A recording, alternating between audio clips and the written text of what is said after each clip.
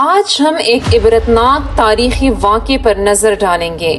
حضرت لوط علیہ السلام کی قوم کی تباہی، جو اپنی اخلاقی زوال اور ہم جنس پرستی کے باعث اللہ کے غضب کا شکار ہوئی۔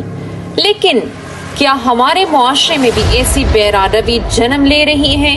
پاکستانی ڈرامہ برزخ میں بھی ایسی ہی ہم جنس پرستی کے مناظر دکھائے جا رہے ہیں۔ کیا یہ بھی تباہی کی نشانی ہے؟ جانیں گے اس ویڈیو میں، لیکن پہلے سنیے اس ہولناک داستان کو۔ بسم اللہ الرحمن الرحیم۔ میں ہوں مومنہ اور آپ دیکھ رہے ہیں وزڈم بائی مومنہ۔ حضرت لوط علیہ السلام عراق کے شہر بابل کے باشندے تھے۔ آپ کے والد کا نام ہاران تھا۔ حضرت لوط علیہ السلام حضرت ابراہیم علیہ السلام کے بھتیجے تھے۔ ان کے والد کا بچپن میں انتقال ہو گیا تھا، اس لیے حضرت لوط علیہ السلام کا بچپن حضرت ابراہیم علیہ السلام کے زیر سایہ گزرا۔ آپ سب سے پہلے حضرت ابراہیم علیہ السلام پر ایمان لانے والوں میں شامل تھے۔ اللہ تعالیٰ نے حضرت لوط علیہ السلام کو نبوت عطا کی اور اردن کے علاقے سدوم کی ہدایت کے لیے بھیج دیا۔ سدوم یہ بڑا ہی زرخیز علاقہ تھا۔ یہاں ہر طرح کے میوے اور پھل پیدا ہوتے تھے۔ دوسرے علاقے کے لوگ بھی اپنی معاشی ضروریات پوری کرنے کے لیے سدوم کا رخ کرتے تھے۔ سدوم اردن کا یہ وہ علاقہ جہاں آج کل بحر مردار واقع ہے۔ کسی زمانے میں یہ خشک زمین تھی، لیکن قوم لوط پر جب عذاب آیا تب یہ زمین تقریباً 400 میٹر سمندر سے نیچے چلی گئی اور پانی ابھر آیا، اس لیے اس کا نام بحر مردار اور بحر لوط پڑ گیا۔ حضرت لوط علیہ السلام نے جب سدوم آ کر قیام کیا تو اس نے دیکھا کہ یہاں کے باشندوں میں دنیا کی کوئی برائی ایسی نہیں تھی جو ان میں موجود نہ ہو۔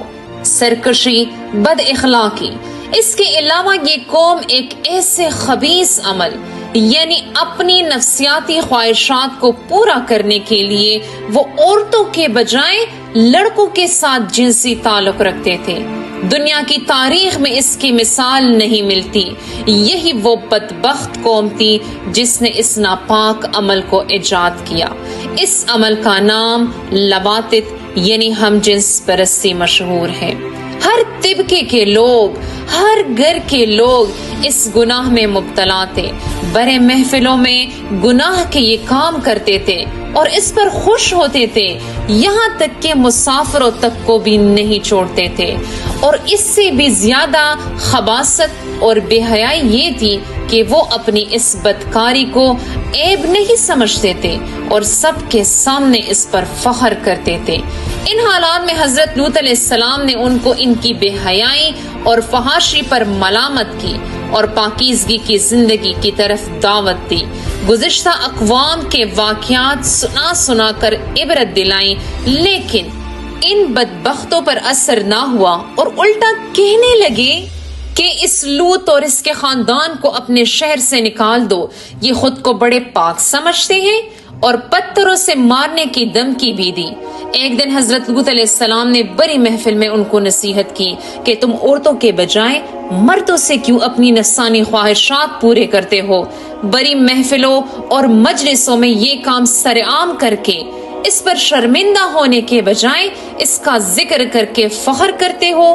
قوم نے نصیحت کو سنا تو سخت غصہ ہو گئے اور عذاب کا مطالبہ کیا کہ اگر تو سچا ہے تو ہمارے پاس اللہ کا عذاب لے کر آئے۔ اللہ تعالیٰ نے عذاب کے فرشتے بھیج دیے۔ یہ وہی فرشتے تھے جنہوں نے پہلے حضرت ابراہیم علیہ السلام کو بیٹے کی خوشخبری دی تھی۔ پھر لوط علیہ السلام کے پاس آئے۔ جب یہاں حضرت لوط علیہ السلام کے مہمان ہو گئے، فرشتے حسین و جمیل نوجوان لڑکوں کی شکل میں تھے۔ حضرت لوط علیہ السلام گھبرا گئے کہ یہ بدبخت قوم میرے مہمانوں کے ساتھ کیا کرے گی، کیونکہ لوط علیہ السلام کو معلوم نہیں تھا کہ یہ فرشتے ہیں۔ جب قوم کو خبر لگ گئی تو وہ لوط علیہ السلام کے مکان پر چڑھ آئے اور مطالبہ کرنے لگے کہ تم اپنے مہمانوں کو ہمارے حوالے کر دو، اور اے لوط تمہیں معلوم ہے کہ ہمیں کس چیز کی طلب ہے۔ لوط علیہ السلام کی پریشانی کو دیکھ کر فرشتوں نے کہا کہ ہم عذاب کے فرشتے ہیں، صرف آپ کا خاندان عذاب سے محفوظ رہے گا سوائے آپ کی بیوی کے، کیونکہ وہ تمہارا ساتھ نہیں دے گی۔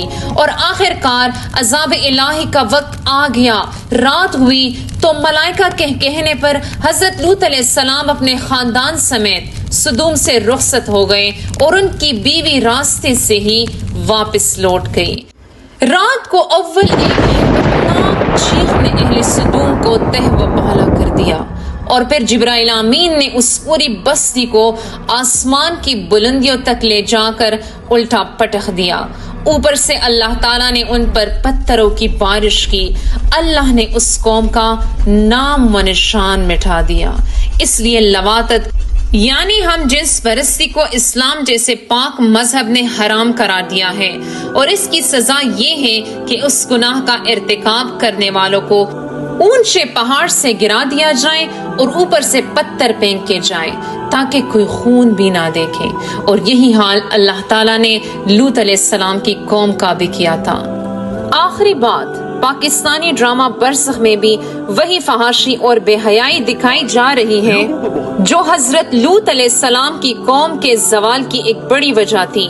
یہ مناظر ہمیں اس بات کی یاد دلاتے ہیں کہ کس طرح اخلاقی زوال کے باعث قومیں تباہ ہو جاتی ہیں۔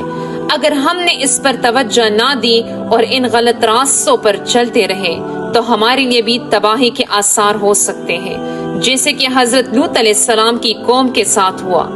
ہمیں چاہیے کہ ہم ان غلطیوں سے سبق سیکھیں اور اپنے معاشرتی اقدار کو مضبوط کریں تاکہ ہم کسی بھی تباہی سے محفوظ رہ سکیں۔